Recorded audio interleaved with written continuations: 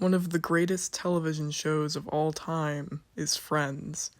People don't realize the depth and cinematic complexities of the series, but I'm here to fix that. Today, I'm going to be talking about Season 2, Episode 15. It's titled The One Where Ross and Rachel, which is a pretty fitting title.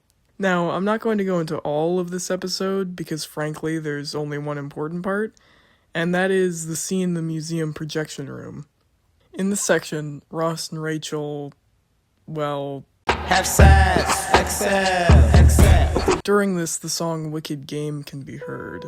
But wait, the thing that's interesting about the use of this song, it's diegetic. Not only that, Ross just hits play. This is a museum projection room. Why would the hit song Wicked Game be preloaded? Well, I have a conspiracy.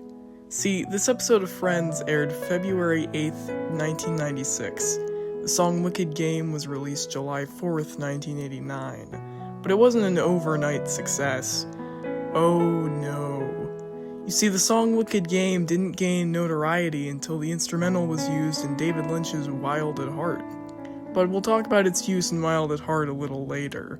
Now, the real topic is Wild at Heart, the movie, canon to Friends?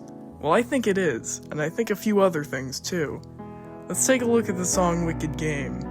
Despite its wide regard as a love song, Wicked Game, as described by the writer and singer, is about what happens when you have a strong attraction to people that aren't necessarily good for you. Quote, "This one I wrote really late at night, and it was written in a short time, because I remember that a girl had called me and said, 'I want to come over and talk to you,' and talk was a euphemism." Now this is interesting.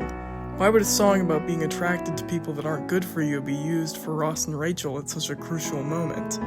Did the writers mistake it for a love song too? I don't think so. You see, Ross and Rachel, famously, are not the perfect couple. They break up constantly, and when they are together, they're always fighting. It's clear they're very attracted to one another, but are they really in love? Now it's time to look at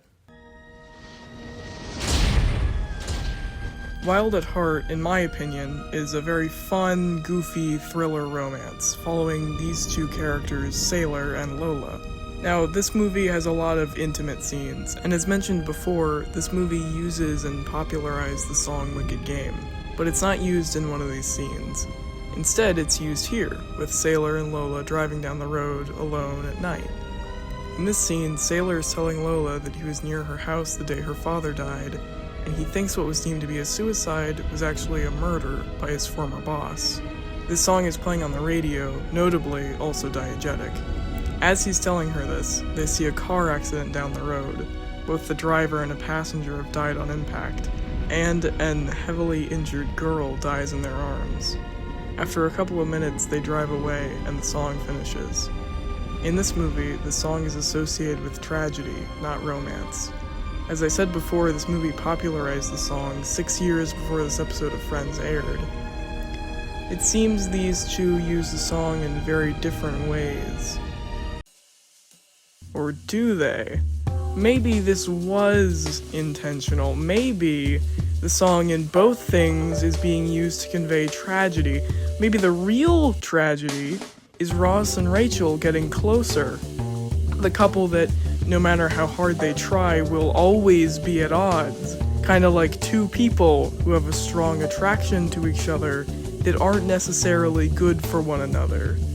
And that is the secret hidden by the writers and David Lynch about Ross and Rachel.